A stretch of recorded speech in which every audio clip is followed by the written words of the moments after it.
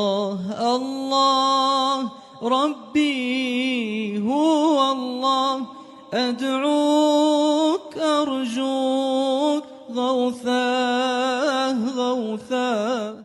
Keempat, mukhalafatuhu ta'ala lil hawadis. Hadisun hawadis jamaah.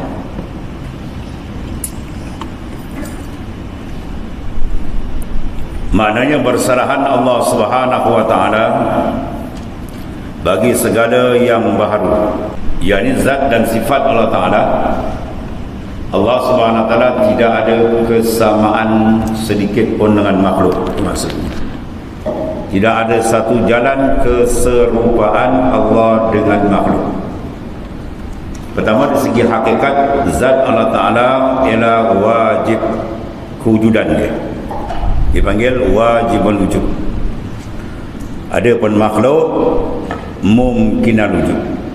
Di situ satu jarak perbezaan besar, iaitu tentang hakikat kewujudan.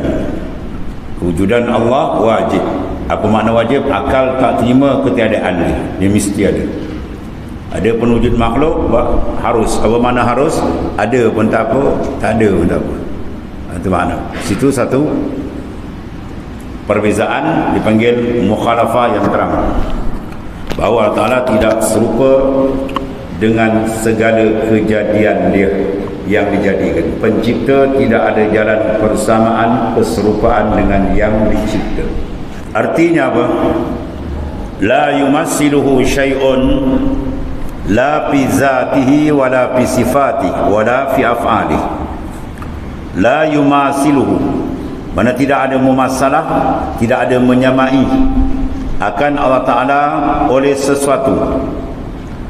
Tiada menyamai itu, tiada pada zat, mana tidak ada menyamai, tidak ada mumasalah pada zatnya, dan tiada pada sifatnya, dan tiada pada af'al.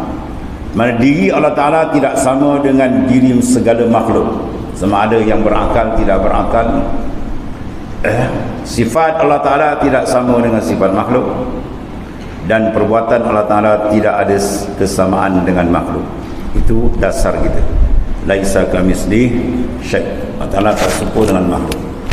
Yakni ditafsirkan, tiada zat suatu seperti zat Allah. Zat yang mana apa? Diri. Ya, diri kita ni panggil zat lah. Cuba zat kita ni baharu. Zat Allah Ta'ala qadim. Ya. Jadi diri Allah Ta'ala, zat dia tidak ada sedikit pun jalan keserupaan dengan makhluk. Bukan dia jenis nur. Ya, Tuhan ni nur ke? Itu dalam Quran sebut Allahu nurus samawati wal ard. Allah Ta'ala tu nur langit dan bumi. Apa makna dia? Bukan nur nampak cahaya macam ni kan? Nur bermakna munawwir. Mana Allah Ta'ala ya yang menerangi langit dan bumi, mana Allah Ta'ala yang menerangi kewujudan segala makhluk. Mana segala makhluk diciptakan oleh Allah. Itu makna di situ. Nur bermakna munawwir. Bukan nur itu zikir nampak cahaya datang, ni Tuhan. Sudah. Itu syirik hukum dia, sebab dia sudah menyerupakan makhluk dengan Allah Ta'ala. Bila ada di depan kita je, bermakna benda tu dah apa? Dah bertempat, sudah beruang. Itu semua sifat-sifat yang dipakai oleh makhluk. Tiap-tiap sifat yang dipakai oleh makhluk atau cara yang diguna oleh makhluk, maka fallahu mukhalifun bizalik. Allah Ta'ala menyerahi semua. Tuhan cara dia yang maha sempurna, kita cara kita yang maha kekurangan. Ya, itu sifat kita berbeza terus dengan Allah Ta'ala. Tidak ada satu jalan kesamaan. Zat, sifat, af'al, mana perbuatan tak sama. Yang zatnya seperti zat tidak ada. Zat Allah Ta'ala super zat baharu tidak. Kerana sebab zat Allah Ta'ala bukan jenis nur. Nur yang kita nampak adalah cahaya-cahaya yang bertempat, berpihak. Ya. Dan tiada jenis kejadian langit dan bumi. Maknanya Allah SWT bukan spesies langit bumi, bukan. Sebab langit bumi dia yang jadikan. Ya, kalau kita, akal kita yang singkat ni pun, kalau kita pernah fikir bentuk-bentuk peredaran kejadian dunia ni, adakah kita tengok sanik dengan masnuk sama? Sani mana pembuat dengan yang dibuat ada sama. Kita pergi kedai perabot, tukang perabot ni dengan perabot dia buat tak nampak sama lah. Mana ada sama? Tukang buat dia orang yang buat kayu. Jadi maknanya tidak ada itu makhluk sama makhluk pun tak ada sama. Apatah lagi dengan Allah Subhanahu Wa Taala yang maha sempurna, yang maha dahsyat kesempurnaan. Ya. Sebab tu Allah Ta'ala tidak, bukan di langit, di bumi. Itu Ar-Rahmanu ala arsy istawa. Tuhan yang bernama Ar-Rahman di atas arasy istiwa. Apa makna itu? Isti'la, mana Allah Ta'ala menguasai. Bukan Tuhan duduk di atas arasy. Kalau duduk di atas, ada di atas, bawah, itu dah bertempat. Itu muhalun ala Allah, mustahil atas Allah Ta'ala. Ya, sebab itu kena takwil. Ya, ayat-ayat mutasyabihat kena takwil. Ya. Tidak ada satu sifat makhluk serupa sifat Tuhan, walaupun pada zahir nama dia sama. Kita ada kuasa, Tuhan ada kuasa, sama tak? Tak sama. Kuasa Allah Ta'ala qadim, sedia kala. Ya, kudrat Allah Ta'ala maknanya mentaksir, memberi kesan, mengadakan. Adapun kudrat kita tak ada apa-apa kan. Sebab itu Tuhan gerakkan dan ditaksis pada asal. Ya, atas jalan sebab tu pun Tuhan jadikan. Mana semua tu mu'allaqun billah, bergantung dengan Allah Ta'ala. Adapun hak Allah Ta'ala tak ada siapa pun yang bergantung. Dia yang tempat bergantung, bukan dia bergantung. Dia tempat dihajati, bukan dia yang berhajat. Dia tempat kita menyandar, bukan dia yang bersandar pada yang lain. Dia tempat tumpuan, bukan dia bertumpu pada yang lain. Allahus Samad, Allah Ta'ala tempat tumpuan segala-galanya. Semua benda terikat dengan Allah Ta'ala. Sedangkan makhluk semua diikat oleh Allah Ta'ala. Allahul ladzi khalaqas samawati wal ardh. Allahu yudabbiru samawati wal ardh. Semua ayat banyak. Allah Ta'ala yang mentakdir, dia mengontrol, yang menjaga segala-galanya. Habis. Dan tiada sifat suatu seperti sifat Allah Ta'ala. Sebab apa? Kerana sifat Allah Ta'ala itu qadimun. Mana sifat Allah Ta'ala sedia kada. Lagi pula baqi. Apa makna baqi? Bersifat dengan baqa. Baqi isim fa'il. Ya. Dan lagi ta'alluqnya dengan barang yang dita'alluqnya. Dan sifat makhluk itu sungguhnya ta'alluq ia setengah perkara dua.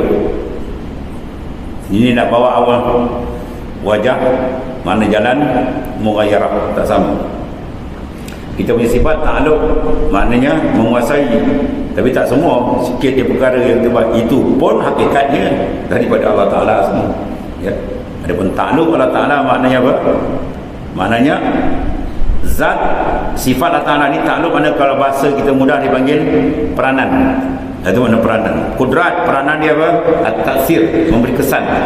Itu menjadikan min haizil adam ila haizil wujud. Daripada tak ada dikeluarkan jadi ada. Dan dah ada pula i'dam, dimatikan pula, dan segala-galanya. Itu dipanggil ta'alluq peranan dia.